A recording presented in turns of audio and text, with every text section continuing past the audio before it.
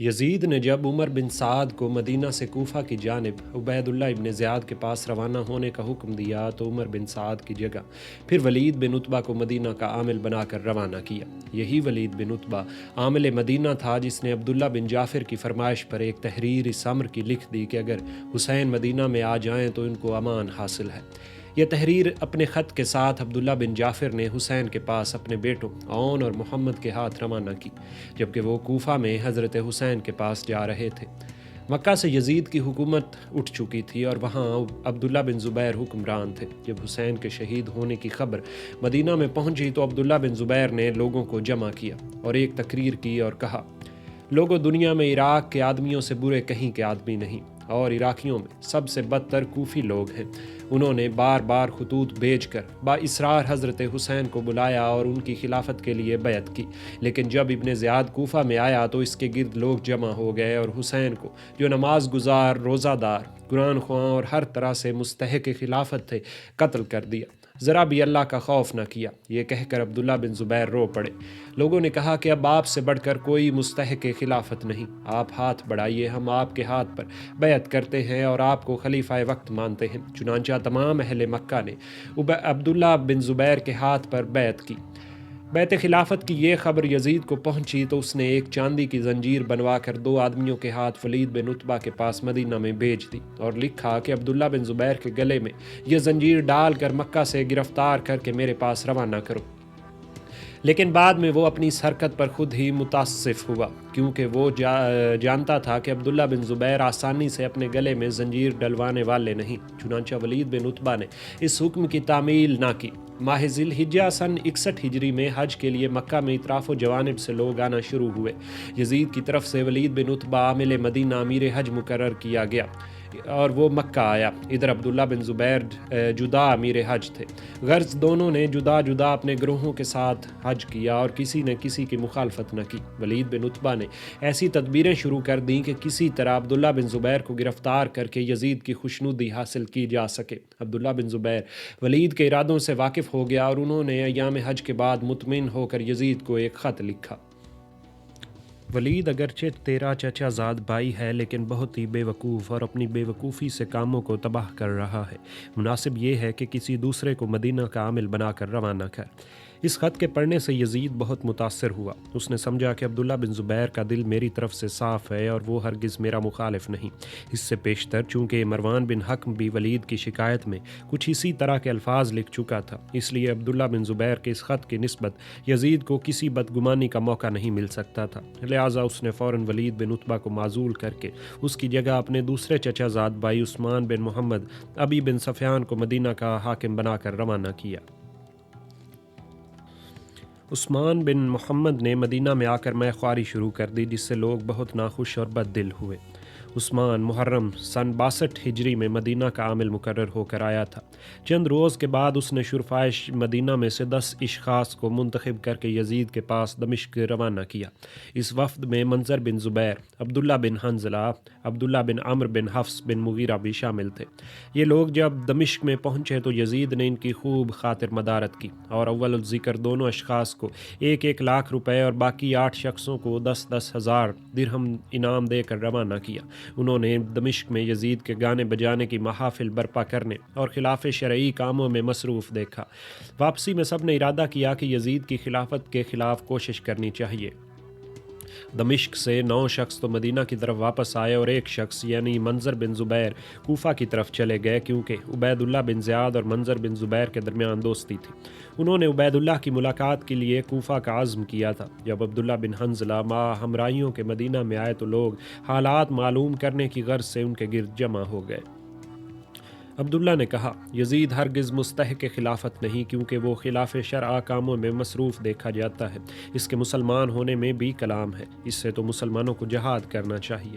اہل مدینہ نے کہا کہ ہم نے تو سنا ہے کہ یزید نے آپ کو خوب انعام و اکرام دیا ہے۔ عبداللہ نے کہا کہ ہم نے اس لیے قبول کر لیا کہ ہم میں مقابلے کی طاقت نہ تھی۔ ان باتوں کو سن کر لوگ یزید سے بے حد متنفر ہو گئے۔ عبداللہ بن حنظلہ نے تجویز پیش کی کہ یزید کو معزول کر دیا جائے۔ چنانچہ قریش نے عبداللہ بن مطیع کو اور انصار نے عبداللہ بن حنظلہ کو اپنا اپنا سردار منتخب کر کے یزید کی خلافت و حکومت کا انکار کیا۔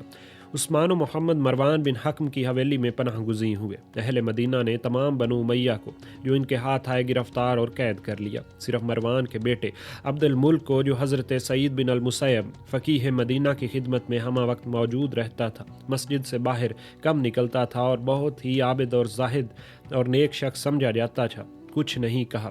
ان حالات کی اطلاع بنو امیہ نے یزید کے پاس دمشق بھیجی۔ یزید نے فوراً ایک خط عبید اللہ ابن زیاد کو لکھا کہ منظر بن زبیر تمہارے پاس کوفہ میں گیا ہوا ہے، فوراً اس کو گرفتار کر کے قید رکھو اور مدینہ کی طرف ہرگز نہ جانے دو۔ عبید اللہ بن زیاد چونکہ یزید سے خوش نہ تھا، کیونکہ اس کی کوئی قدردانی اور عزت افزائی حضرت حسین کے قتل کے صلے میں یزید نے نہیں کی تھی، لہٰذا اس نے منظر کو فوراً مدینہ کی طرف رخصت کر دیا اور یزید کو لکھ دیا کہ آپ کا خط آنے سے پہلے منظر مدینہ کی طرف روانہ ہو چکا ہے۔ منظر نے مدینہ میں پہنچ کر عبداللہ بن حنظلہ اور عبداللہ بن متی سے کہا کہ تم کو چاہیے کہ علی بن حسین امام زین العابدین کی ہاتھ پر بیعت خلافت کرو۔ چنانچہ سب مل کر علی بن حسین کے پاس گئے۔ انہوں نے صاف انکار کیا اور کہا کہ میرے باپ اور دادا دونوں نے خلافت کے حصول کی کوشش میں اپنی جانیں گنوائیں، اب ہرگز ایسے خطرناک کام کی میں جرت نہیں کر سکتا، میں اپنے آپ کو قتل کرانا پسند نہیں کر سکتا۔ یہ کہہ کر وہ مدینہ سے باہر ایک موضع میں چلے گئے۔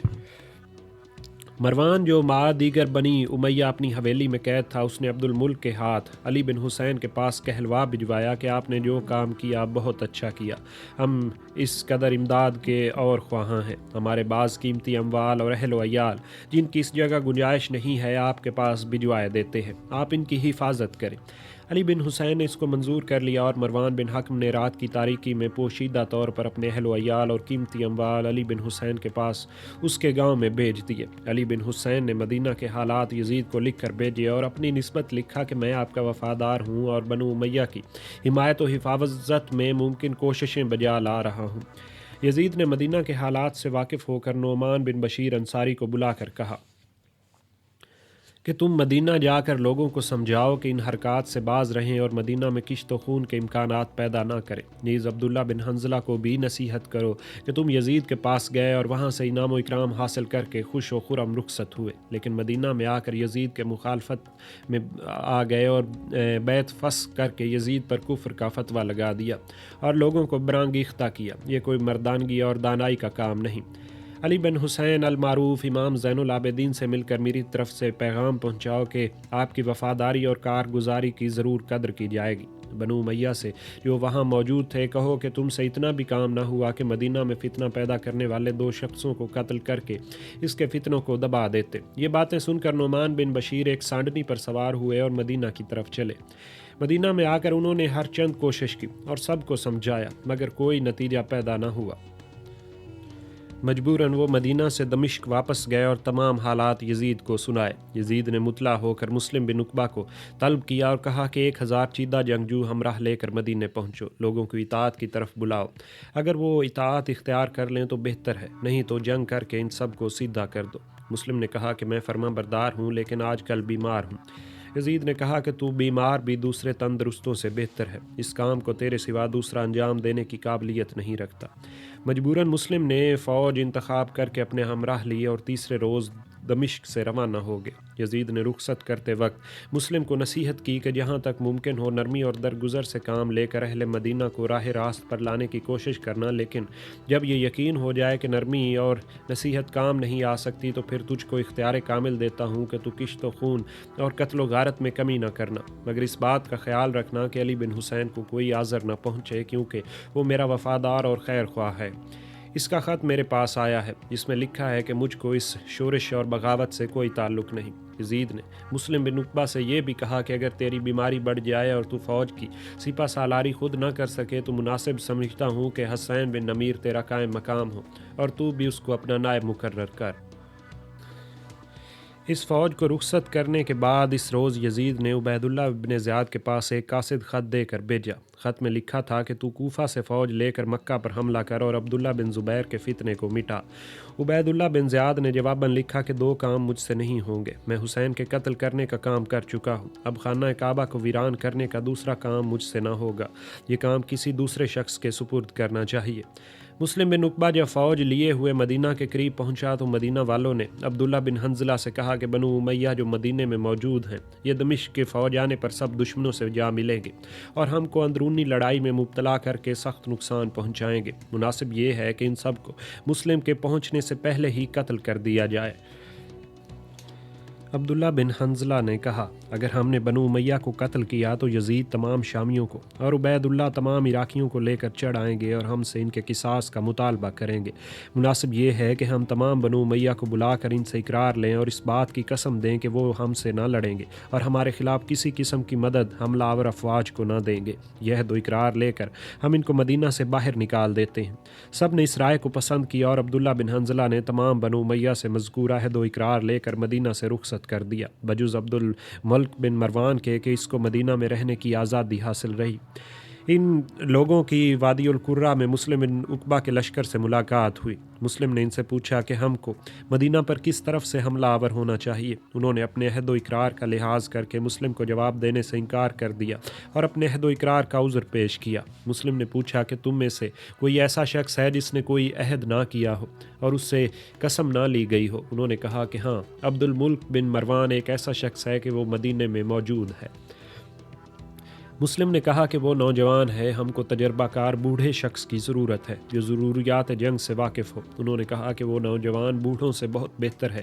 چنانچہ مسلم نے کسی کو بھیج کر مدینہ سے عبد الملک کو بلوایا اور اس کے مشوروں کو سن کر حیران رہ گیا اور انہی پر عامل ہوا۔ اس نے مدینہ کے قریب پہنچ کر اہل مدینہ کے پاس پیغام بھیجا کہ امیر المومنین یزید تم کو شریف سمجھتے اور تمہاری خون ریزی کو پسند نہیں کرتے۔ بہتر یہی ہے کہ تم اطاعت اختیار کرو اور ورنہ مجبوراً مجھ کو شمشیر نیام سے نکالنی پڑے گی۔ یہ پیغام بھیج کر 3 دن مسلم نے انتظار کیا، مگر اہل مدینہ لڑائی پر آمادہ ہو گئے۔ آخر مسلم نے حرہ کی جانب سے مدینہ پر حملہ کیا۔ اہل مدینہ نے بڑی بہادری اور جان نثاری سے مقابلہ کیا اور لشکر شام کا منہ پھیر دیا، لیکن مسلم بن عقبہ کی بہادری اور تجربہ کاری سے اہل مدینہ کو شکست ہوئی۔ عبداللہ بن حنظلہ، فصیل بن عباس بن عبد المطلب، محمد بن ثابت بن قیس، عبداللہ بن زید بن عاصم، محمد بن عمرو بن حزم انصاری، وہب بن عبداللہ بن زمعہ، زبیر بن عبد الرحمن بن عوف، عبداللہ بن نوفل بن حرس بن عبد المطلب وغیرہ بہت سے سرداران مدینہ جنگ میں کام آئے۔ فتح مند فوج مدینہ میں داخل ہوئی۔ مسلم بن عقبہ نے 3 دن تک قتل و غارت اور لوٹ مار کا سلسلہ جاری رکھا۔ اس لڑائی اور قتل عام میں 1000 کے قریب آدمی مارے گئے، جس میں 300 سے زائد شرفائے قریش و انصار شامل تھے۔ چوتھے روز مسلم نے قتل عام کو موقوف کر کے بیعت کا حکم دیا۔ جس نے مسلم کے ہاتھ پر آ کر بیعت کی وہ بچ گیا اور جس نے بیعت سے انکار کیا وہ قتل ہوا۔ سن 63 ہجری میں مسلم بن عقبہ فاتحانہ مدینہ میں داخل ہوا اور قتل عام کا حکم دیا۔ اس روز محمد بن عبداللہ بن عباس بن عبد المطلب پیدا ہوئے۔ یہ وہ محمد بن عبداللہ ہے جو محمد ابو العباس صفاح کے نام سے مشہور ہے اور عباسیوں کا پہلا خلیفہ ہے۔ منظر بن زبیر کو مسلم نے بہت تلاش کرایا مگر وہ بچ کر مکہ کی جانب روانہ ہو گئے۔ مدینہ سے فارغ ہو کر مسلم بن عقبہ اپنی فوج کو لے کر مکہ کی جانب روانہ ہوا۔ مسلم بیمار تو تھا ہی، راستے میں بیماری نے اور ترقی کی اور مقام ابوا میں اس کی حالت نازک ہو گئی، تو اس نے حسین بن نمیر کو بلا کر اپنی جگہ فوج کا سپہ سالار مقرر کیا اور خود مر گیا۔ مدینہ سے جو لوگ فرار ہوئے تھے اور مکہ میں آ کر جمع ہو گئے تھے، ادھر خوارج نے بھی عبداللہ بن زبیر کی مدد کرنی مناسب سمجھی اور وہ بھی مکہ میں آ گئے۔ اسی سال حج کے موقع پر تمام اہل حجاز نے عبداللہ بن زبیر کے ہاتھ پر خلافت کی بیعت کی۔ حسین بن نمیر لشکر شام کو لیے ہوئے مکہ کے قریب پہنچا اور عبداللہ بن زبیر کے پاس پیغام بھیجا کہ یزید کی اطاعت کر لو ورنہ مکہ پر حملہ ہوگا۔ عبداللہ بن زبیر نے مقابلے کی تیاری کی۔ عبداللہ بن زبیر کے بھائی منظر بن زبیر جو کہ مدینہ سے مکہ آ گئے تھے، عبداللہ بن زبیر کی فوج کے ایک حصہ کے سردار مقرر ہوئے۔ سب سے پہلے انہوں نے میدان میں نکل کر لشکر شام کو للکارا اور اول مبارزہ کی جنگ میں منظر بن زبیر کے ہاتھوں سے کئی شامی مارے گئے۔ پھر جنگ مغلوبہ شروع ہوئی۔ شام تک لڑائی جاری رہی اور کوئی فیصلہ شکست و فتح کا نہ ہو سکا۔ یہ لڑائی 27 محرم سن 64 ہجری کو شروع ہوئی تھی۔ اگلے روز حسین بن نمیر نے کوہ ابو قبیس پر منجنیق نصب کر کے خانہ کعبہ پر سنگ باری شروع کر دی اور مکہ کا محاصرہ کر لیا۔ یہ محاصرہ اور سنگ باری 3 ماہ ربیع الاول سن 64 ہجری تک جاری رہی۔ 3 ربیع الاول کو شامیوں نے روئی اور گندھک اور رال کے گولے بنا کر اور جلا کر پھینکنے شروع کر دیے، جس سے خانہ کعبہ کا تمام غلاف جل گیا۔ اور دیواریں سیاہ ہو گئیں۔ 2 منجنیقیں رات دن سنگ باری اور گولہ باری میں مصروف تھیں۔ مکہ والوں کے لیے گھر سے نکلنا دشوار تھا۔ پتھروں کے صدمے سے خانہ کعبہ کی دیواریں شکستہ ہو گئی تھیں اور چھت گر گئی تھی۔ اہل شام کے اس محاصرے نے بہت شدت اور سختی اختیار کی، اور کل تعداد بعد کے امدادی فوج کے آ جانے سے اہل شام کی 5000 تک پہنچ گئی تھی۔ یہاں اہل شام خانہ کعبہ اور شہر مکہ پر سنگ باری کر رہے تھے۔ وہاں 10 ربیع الاول کو یزید مقام حوران میں 3 سال اور 8 ماہ کی حکومت کے بعد 38 یا 39 سال کی عمر میں مر گیا۔ یزید کے مرنے کی خبر اول حضرت عبداللہ بن زبیر کو پہنچی۔ انہوں نے بلند آواز سے شامیوں سے کہا، اے بدبختو، تم اب کیوں لڑ رہے ہو؟ تمہارا گمراہ سردار مر گیا ہے۔ حسین بن نمیر نے اعتبار نہ کیا اور اس بات کو عبداللہ بن زبیر کی فریب دہی پر محمول کیا، لیکن تیسرے دن جب ان کے پاس ثابت بن قیس نخعی نے کوفہ سے آ کر یزید کے مرنے کی خبر پہنچائی تو اس نے فوج کو محاصرہ اٹھانے اور کوچ کرنے کا حکم دیا، اور روانگی سے پیشتر حسین بن نمیر نے عبداللہ بن زبیر کے پاس پیغام بھیجا کہ آج شام کو بطحا میں آپ سے ملاقات کرنا چاہتا ہوں۔ چنانچہ قرارداد کے موافق 10 آدمی عبداللہ بن زبیر نے ہمراہ لیے اور 10 آدمی حسین بن نمیر کے ہمراہ گئے۔ مقام مکرہ میں پہنچ کر حسین بن نمیر نے کہا کہ میں آپ کو خلیفہ تسلیم کرنے اور آپ کے ہاتھ پر بیعت کرنے کے لیے تیار ہوں۔ میرے ساتھ 5000 جنگجو لشکر شام کا موجود ہے، یہ بھی میری تقلید کریں گے۔ آپ میرے ساتھ شام کے ملک کو چلیے، میں تمام اہل شام کو آپ کی بیعت کے لیے آمادہ کروں گا۔ حجاز والے بھی آپ کے ہاتھ ہی پر بیعت کر چکے ہیں۔ اہل شام کے بعد تمام عالم اسلام بلا اختلاف آپ کو خلیفہ تسلیم کر لے گا۔ عبداللہ بن زبیر نے یہ سمجھا کہ مجھ کو فریب دیا جا رہا ہے، چنانچہ انکار کیا اور کہا کہ میں جب تک اہل شام سے انتقام لے لوں گا ہرگز ان کو معاف نہ کروں گا۔ حسین بن نمیر آہستہ آہستہ کلام کرتا رہا اور عبداللہ بن زبیر بلند آواز اور درشتی سے جواب دیتے رہے۔ حسین نے کہا کہ میں آپ کو خلافت دینا چاہتا ہوں اور آپ مجھ سے لڑنے اور سختی سے جواب دیتے ہیں۔ غرض حسین بن نمیر وہاں سے جدا ہو کر اپنے لشکر میں آیا اور کوچ کرنے کا حکم دیا۔ بعد میں عبداللہ بن زبیر کو جب غلطی کا احساس ہوا تو انہوں نے قاصد کے ہاتھ کہلا بھیجا کہ مجھ کو شام کے ملک میں جانے کے لیے مجبور نہ کیا جائے، یہیں آ کر بیعت کر لی جائے۔ حسین نے کہا کہ بغیر آپ کے شام میں جانے کے کام نہ چلے گا۔ غرض عبداللہ بن زبیر مکہ سے جدا نہ ہوئے اور حسین بن نمیر مکہ سے مدینہ کے قریب پہنچا تو وہاں معلوم ہوا کہ یزید کے انتقال کی خبر سن کر اہل مدینہ نے پھر بنو امیہ کے خلاف کھڑے ہو کر یزید کے عامل کو مدینہ سے نکال دیا ہے، جس کو مسلم بن عقبہ مدینہ میں مامور اور متعین کر کے آیا تھا۔ حسین مدینہ کے باہر جا کر خیمہ زن ہوا تو مدینہ کی شورش و ہنگامہ آرائی کم ہو گئی۔ جس قدر بنو امیہ مدینہ میں موجود تھے وہ سب حسین بن نمیر کے لشکر میں چلے آئے اور کہا کہ ہم کو اپنے ساتھ ملک شام کو لے چلیے۔ حسین نے کہا کہ آج رات کو تم یہیں ٹھہرو، صبح تم کو ساتھ لے کر کوچ کریں گے۔ جب رات ہوئی تو حسین بن نمیر تنہا علی بن حسین کی تلاش میں نکلا اور ان سے کہا کہ یزید مارا گیا ہے، اس وقت عالم اسلام کا کوئی امام نہیں، آپ میرے ساتھ چلیے، میں تمام جہان کو آپ کی بیعت پر آمادہ کر دوں گا اور آپ خلیفہ وقت ہو جائیں گے۔ اہل شام کو تم اہل عراق کی طرح نہ سمجھو، وہ تم کو ہرگز دھوکہ نہ دیں گے اور نہ تمہارے در پہ آزار ہوں گے۔ علی بن حسین نے کہا کہ میں اللہ تعالیٰ سے عہد کر چکا ہوں کہ ساری عمر کسی سے بیعت نہ لوں گا، تم مجھ کو اسی حال میں رہنے دو اور کسی دوسرے کو خلافت کے لیے تلاش کر لو۔ یہ کہہ کر وہ حسین سے جدا ہو گئے۔ حسین اپنے لشکر میں آیا اور صبح بنو امیہ کو ہمراہ لے کر شام کی طرف روانہ ہوا۔